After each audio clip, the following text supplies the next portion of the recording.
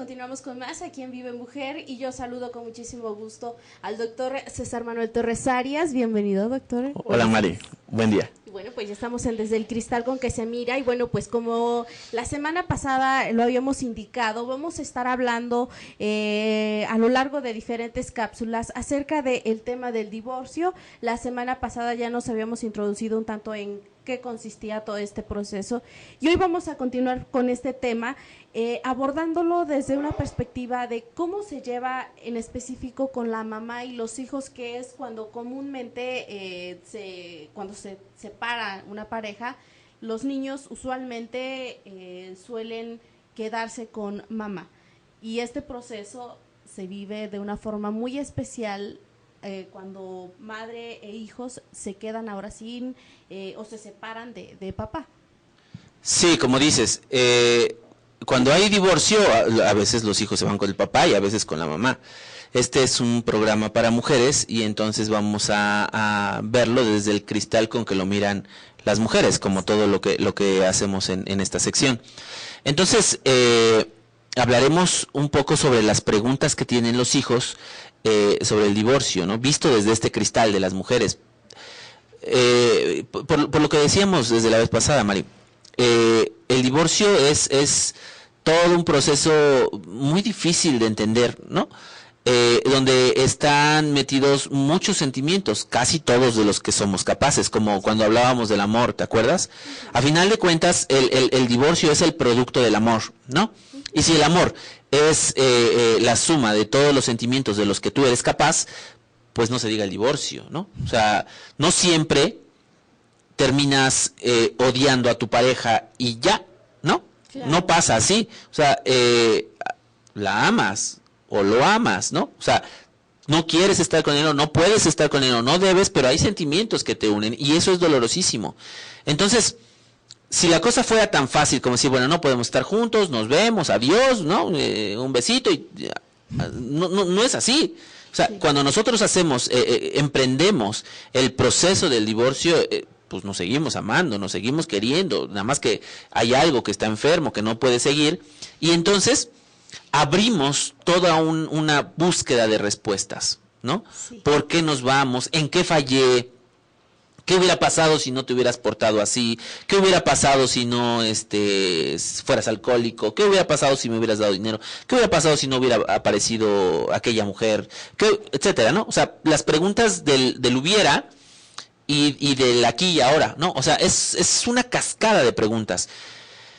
Entonces, si eso nos pasa a nosotros, ¿no? A la gente que empieza a vivenciar el asunto del divorcio, todas estas preguntas que le hacen a uno llorar tanto, pues al niño le pasa igual. Claro. El niño también tiene esas preguntas, pero además no olvidemos, tenga la edad que tenga el niño, que el niño tiene el doble de preguntas que nosotros, ¿no?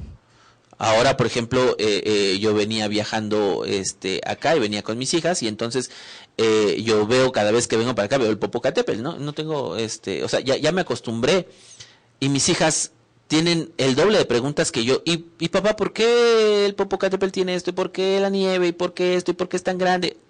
Ellos tienen el doble de preguntas, tengan la edad que tengan. Si esto lo traducimos en el asunto del divorcio, ellos se les abrió una cascada, así una llave de preguntas a la que nosotros tenemos que atender, ¿no? Ese es como el primer mensaje, Mari. Nosotros estamos metidos en una cascada de preguntas que todavía no tenemos las respuestas. Lo mismo le pasa a los niños. Y tenemos que saber que si nosotros no tenemos las respuestas, pues no les podemos dar a los niños una respuesta falsa. Pero los niños, nosotros, nuestra expareja, tenemos que saber que estamos en la búsqueda de respuestas. Eso es importante, porque a veces nosotros presionamos, creemos tener todas las respuestas, o nos presiona el destino, nuestra propia mente, todo nos presiona para que demos ya las respuestas, porque hay que explicarle a los hijos, claro. Pero nosotros también tenemos derecho a no saberlo. Nuestros hijos tienen que saber que nosotros no sabemos cosas y que estamos buscándolas. Ok, entonces esto se me hace un tanto complejo porque como lo dices, a veces como parejas ni siquiera sabemos cuáles son esas respuestas. Los niños están ansiosos, hambrientos por saber qué es lo que está pasando. ¿Cómo lo manejamos con ellos? la verdad te hará libre. A veces nosotros nos vamos encadenando con mentiritas piadosas, les decimos nosotros, ¿no? Tu papá se fue porque tiene mucho que hacer, pero después regresa, sabiendo nosotros que no va a regresar, o no sabiendo si va a regresar o no. Tu papá no te quiere nada, no nos quiere, ¿no? Porque él prefirió irse con alguien, ¿no? Y etcétera. O sea, nosotros decimos cosas que no siempre son verdad. Tal vez sea producto de lo que nosotros estamos sintiendo, pero no siempre es verdad. Nosotros tenemos que ser como muy fríos, ubicar la verdad y entonces solo decirle al niño cuando algo es verdad. Esto es muy difícil. Sí. Esto es muy difícil porque de eso se trata. Si nosotros supiéramos qué es la verdad desde el principio, no damos tantos brincos si el suelo está tan parejo, ¿no? Pero nosotros solamente, es un dato que solamente tenemos que tener presente. Hay que buscar la verdad y la verdad es el objetivo de todo esto, ¿no? Claro. Y no siempre, ojo con esto, no siempre la verdad, esto es un buen indicador, no siempre la verdad es el odio. Es decir, el odio y el rencor que yo siento por mi expareja no es lo que sienten mis hijos o lo que deben de sentir nuestros hijos. Entonces, si yo siento odio y rencor, como es muy probable, y veo que mis hijos están sufriendo por ese sentimiento también, algo anda mal en mí, ¿no? O sea, no le estoy dando la verdad, le estoy dando mis emociones. Y no tengo derecho a darle esas emociones. Por muy buena madre que yo sea, por muy mal hombre que sea aquel, no tengo derecho a ponerle mi verdad en su corazón.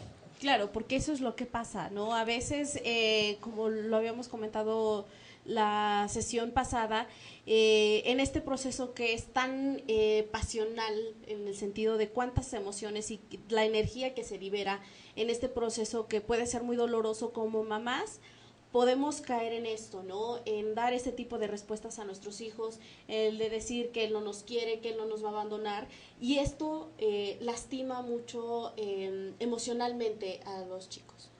Sí. Ese es como el asunto. Cuando nosotros estamos muy apasionados, muy enojados, ¿no? Entonces, entiendo que nosotros tenemos que trabajar con ese enojo, tenemos que irlo enfriando poco a poco. Pero cuando tenemos hijos, tenemos que acelerar ese proceso. Mira, no te estoy diciendo que ahora como tienes hijos, apúrate a quitarte el enojo. No, a separarlo, ¿no? Este es mi enojo, y no está mal decírselo a los hijos, ¿no? Mira, yo estoy muy enojada porque tengo este problema, porque yo siento esto, pero es tu papá y tú tienes que amarlo. El niño al principio se va a sentir confundido, claro, porque ¿cómo es posible que tú puedas sentir algo y yo tenga que sentir otra cosa? Pero lo que estás haciendo solamente es separarlo. Al principio suena muy neurótico, pero al final del camino es bastante sano. O sea, porque el niño va a ser, esto es lo que mi mamá siente.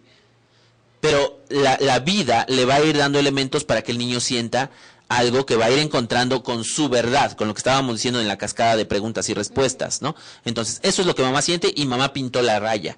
Eso es muy bueno, muy, muy bueno, ¿no? O sea, este es mi enojo, yo estoy trabajando con mi enojo, probablemente el enojo se me pase después, pero yo no estoy haciendo esto, lo que decíamos la vez pasada, y creo que esto lo vamos a repetir cada vez que hablemos del divorcio, Mari.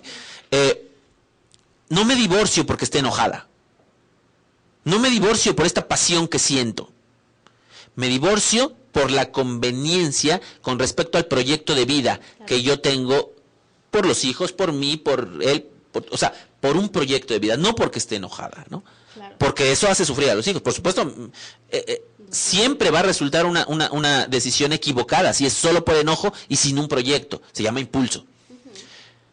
Y si lleno a mis hijos de ese impulso, entonces sus emociones están contaminadas y ya no son impulsos en ellos, son constructos que yo estoy introduciendo en su cerebro, ¿no? En su forma de ver, en su forma de juzgar. Y entrando a esta cuestión de los juicios, entra mucho esta parte de la crítica. En esta parte de enojo, de rencor hacia la pareja, comenzamos tal vez a juzgarla, a criticarla, y los hijos absorben esas críticas. ¿Cómo es este impacto en ellos? Sí, Mari, cuando estamos muy enojados en la pareja, a veces yo tengo cosas que reclamarle a la mamá de mis hijos, ¿no? Y entonces lo hago y no me doy cuenta que ahí están los hijos, ¿no? Y a su vez esto genera el círculo vicioso donde ella me critica a mí y nos criticamos y empezamos a lastimar el amor que tenemos, ¿no? Pero ya es una dinámica a la que nosotros estamos acostumbrados. Para los hijos, para el criterio de los hijos, nosotros somos un eje rector. Entonces, cuando yo le digo a la mamá, tú no piensas, tú no sirves para esto, tú eres tonta, tú eres mala, ¿no? Entonces el niño le estamos lesionando este héroe que debe tener en su mamá o en su papá. Es muy importante que el niño tenga un héroe en su mamá y en su papá. Claro. Porque, como dije antes, son el eje rector de muchas cosas. Aunque el papá sea un mal hombre desde mi punto de vista, funciona distinto para el hijo, porque es el punto de donde yo me voy a configurar. Entonces, si mi papá es malo, es desgraciado, es sin corazón y esas cosas que se dicen, entonces al niño se le empieza a lastimar ese ídolo del que se está estructurando el molde para configurar su personalidad. Lastima muchísimo que nosotros nos critiquemos delante de los hijos. Yo sé que esto es una cuestión difícil, pero más bien es irracional, ¿no? Yo hace rato platicaba con alguien que me decía, es que me enojo, cuando alguien me dice, me enojo, ¿no? Y yo veía su discurso y veía cómo es muy importante para él enojarse, o sea, es una forma de identificarse consigo mismo. Cuando nosotros estamos metidos en un asunto tan difícil, tenemos que entender que el enojo es una herramienta y que no podemos hacer que el enojo nos maneje cuando tenemos hijos. Si no tenemos hijos, a lo mejor es parte de nuestra identidad, de nuestra pasión, pero si tenemos hijos, no. O sea, si tenemos hijos, tenemos que pensar en ese enojo, tenemos que controlar o al menos quitarlo. O sea, estoy enojado, delante de mis hijos no hablo, ¿no?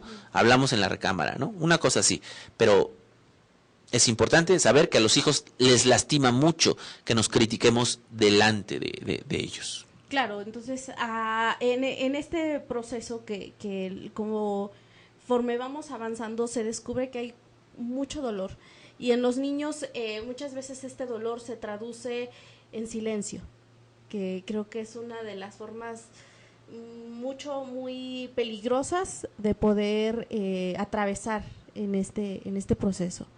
Peligrosas y lógicas, es decir, cuando yo no tengo respuestas, o sea, hay que saber que el lenguaje es, a fin de cuentas, por causa y efecto, la forma que nosotros le vamos dando a los sentimientos que tenemos, ¿no? O sea, cuando tengo un sentimiento, lo nombro de una forma y sale, y se hace como concreto con esa palabra que le acabo de decir. Pero cuando tengo un miedo, ¿no? Una sensación extraña que los niños no... Si nosotros, como adultos, nos cuesta trabajo identificar exactamente qué es lo que estoy sintiendo, ahora imagínate al niño que todavía no le ha puesto palabras a eso, ¿no? O sea, entonces es como un monstruo que tiene dentro un sentimiento enorme que va creciendo, y que no le da palabras. Y la sociedad contribuye a decir... No hables de eso porque no es tu asunto. No hables de eso porque tu papá es un desgraciado. No hables de, etcétera. Hacemos a que los niños no opinen, no digan, no acepten, ¿no? Que están viviendo un proceso de divorcio, porque el divorcio lo están viviendo todos, ¿no? O sea, cada quien a su manera, pero todos están viviendo el divorcio.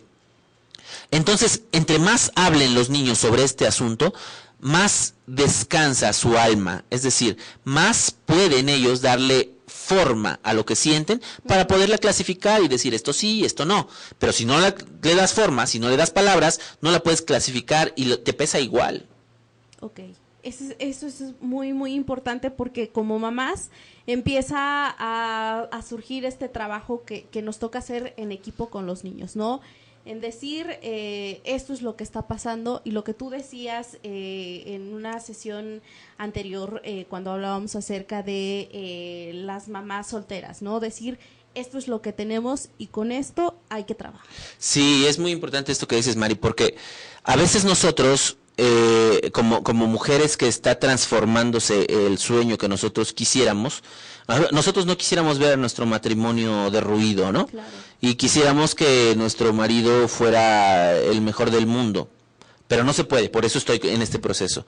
Pero entonces cuando veo a mi hijo intento crearle una realidad como debería de ser, como a mí me gustaría que fuera. De tal forma que le invento una realidad, ¿no? Tu papá se va, pero va a regresar, ¿no? O etcétera, ¿no? Es muy importante ubicar, o sea, porque el niño empieza a tener este vicio, ¿no? O sea, que es normal, pues, ¿no? El niño empieza a crear lo que quisiera. Perdón. Si nosotros alimentamos esto, el golpe que el niño se da después es peor. Sí. Al niño hay que decirle lo que tenemos. Esto es lo que tenemos. Por supuesto, no hay que decírselo para que el niño se sienta desamparado, ¿no? Hay que decírselo acompañándonos. Esto es lo que estamos viviendo, esto está pasando, no es una tragedia, solo estamos transformando, cambiando, o sea, estamos haciendo metamorfosis de este proceso. Entonces, esto es lo que tenemos, ¿no? Recuerdo por ahí algún escrito de Thomas Hobbes, ¿no? O sea, que él alguna vez decía, cuando hablaba de política y de cuestiones familiares, ponía una metáfora de unos caballos que tenía, y entonces decía, estos son los caballos que tengo y se los alquilo a la gente. Algunos son muy bonitos y algunos no tanto. Como son muchos, yo no voy a esperar a que la gente venga y escoja el caballo que le gusta, porque hay mucha gente que necesita muchos caballos. Entonces los formo todos, y entonces la gente viene y toma el caballo que le toca, y si no le gusta, no lo toma. O sea, eso es lo que hay. Claro. Si no te gusta, es preferible que tú veas hacia otro lado, pero no te inventes una realidad. Esto es lo que tenemos. Este es el caballo de Hobbes, así se llama la metáfora. Es el caballo de Hobbes. Entonces, el caballo de Hobbes es exactamente lo que nosotros tenemos en casa. A ver, hijo, hija, ¿no? Tu papá no está, pero estamos nosotros y estamos juntos, ¿no? Tú amas a papá, yo tengo que resolver problemas con papá, papá se está divorciando de mí, pero no de ti, etcétera, ¿no? Esta descripción de lo que sí tenemos. El niño nosotros mismos, cuando estamos en el proceso de la pérdida, solemos ver lo que no tenemos, ¿no? Y empezamos a creer, como dice una canción por ahí de Arjona, que empezamos a valer por lo que no tenemos, no por lo que somos, sino por lo que no tenemos. Y eso pasa en el proceso del divorcio, y al niño le sucede así. El niño, si no nos damos cuenta, empieza a valer por lo que no tiene. Nosotros tenemos que ser cuidadosos y decirle, mira, esto es lo que sí tienes. Tienes una mamá que tiene dignidad, que es emprendedora, que es luchona. Tienes un papá, yo tengo problemas con el papá, pero tú no. Es tu papá, tienes que, etcétera. Describir lo que sí tiene. Esto le ayuda mucho al niño. Claro, obviamente esto nos va a dar como resultado inevitablemente que el niño se sienta triste, que el niño sienta ese dolor, y que es parte de un proceso de luto, de un cierre probablemente de ciclo, como nos lo habías comentado en otras ocasiones, que es inevitable, ¿no? Y que es bueno que como mamás y como hijos nos vayamos acompañando en este proceso. Sí, como dices, ¿no? Es muy bueno entender lo que es un luto. El luto es la pérdida de algo, es el proceso, no es la pérdida, perdón. El luto es el proceso que yo debo de cubrir cuando pierdo algo. Y como dije antes, hay muchos tipos de luto, ¿no? Desde que nazco, en el asunto del destete, todo lo que hablamos la vez pasada. El niño está viviendo un luto cuando entiende que el papá se va enojado. Desde que el papá se va enojado, el niño está viviendo un luto, ¿no? Pequeño o grande, de acuerdo a cómo él lo puede enfrentar, pero él vive un luto. Nosotros vivimos un luto, pero el niño suele vivir su luto y a veces el de mamá. Entonces, tenemos que tener mucho cuidado porque yo creo que ya lo hablamos alguna vez en alguna cápsula.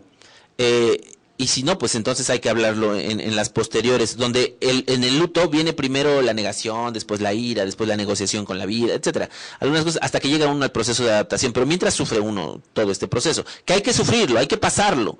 Es una dolorosa aventura que te lleva siempre al crecimiento. Pero el niño no tiene el manual, igual que nosotros, ¿no? Pero el niño es un poco más pequeño, su corazón es un poco más vulnerable que el nuestro. Pero ¿qué crees? El niño termina cargando su luto y el de nosotros. Sí, claro. Entonces, nosotros normalmente no cargamos el luto del niño, ¿eh? No. Nosotros creemos que el niño está sufriendo, lo entendemos, pero siempre pensamos, ¿no? Que en nuestro luto primero, ¿no? Siempre, siempre. Y a veces nosotros podemos decir, ay, mi hijo está viviendo esta tristeza, no sé qué, y nosotros tenemos que ayudar a que el niño transite por esos pasos, que si no los hemos visto, si no lo hay en cápsulas, que hay que buscarlas, de las que ya hemos hablado, entonces haremos una especial con la que tiene que ver con el luto del divorcio. Hay que hacer que el niño transite, y no hay que engañarlo, no hay que detenerlo, y sobre todo, no hay que cargarle nuestros lutos, nuestras emociones, nuestros dolores. Tú imagínate a la mamá que se sienta enfrente de su hijo a llorar porque el papá la engañó y ella está abandonada y lo dice en voz alta. Sí, claro, o sea, es una carga emocional. El niño entonces, o sea, ve y dice, mi mamá está abandonada, yo estoy abandonado, estamos abandonados, le duele, me duele, todo eso se lo está cargando el niño. Y hay que saber que elemento emocional que representa la madre, que es esta fuerza rectora, hace que entonces yo configure en base a lo que veo, no solo en lo que dice mi madre, en lo que veo de mi madre, ahí configuro mis emociones, mi forma de amar, etcétera, ¿no? Entonces, yo estoy ahí, aparte me estoy cargando lo que ella dice, pero además me estoy cargando lo que estoy mirando, esa imagen. No quiero que te escondas de tu hijo, lo que quiero es que no le pongas a cargar tu emoción. Comparte lo que sientes, pero él no es tu confidente. Claro. No, a veces nosotros podemos decir, mi hijo, como a veces hemos dicho muchas veces, ¿no? Mi hija y yo somos las mejores amigas. No, espérate. Tú eres la mamá y ella es la hija. Sí. O sea, pueden ser amigas por el asunto de la amistad, pero la mamá y la hija, esta relación tienen una característica especial, no es de amigas nada más. Son amigas porque tenemos que ser amigos con respecto a todo lo que habíamos dicho, pero son madre e hijo, o sea, está generando una relación importante, entonces, y eso tienes que saberlo, ¿no? Entonces, no, mi confidente, no. Los niños no pueden ser nuestros confidentes en el momento que nosotros estamos sufriendo un proceso de divorcio. Los niños no pueden entender, no deben de entender los detalles, ¿no? Que si tu papá me abandonó porque es mujeriego, porque es eyaculador precoz, porque es absurdo, ¿no? Es absurdo. Y muchas madres lo hacen, ¿eh? Muchas madres le confían a su hijo con un deseo inconsciente de decir, mira, yo estoy sufriendo, yo te he llevado en mi vientre, te he cargado, te he amamantado, todo, ¿no? Y ahorita, o sea, no me vayas a salir con que tú prefieres a tu papá. O sea, es un asunto semiconsciente donde nosotros a veces le cargamos esta confidencialidad mañosita a nuestros hijos, ¿no? No, los hijos no deben de saber detalles, deben saber la verdad, pero los detalles son nuestros. Si nosotros no lo podemos manejar, no tenemos derecho a dárselo a los hijos como una papa caliente.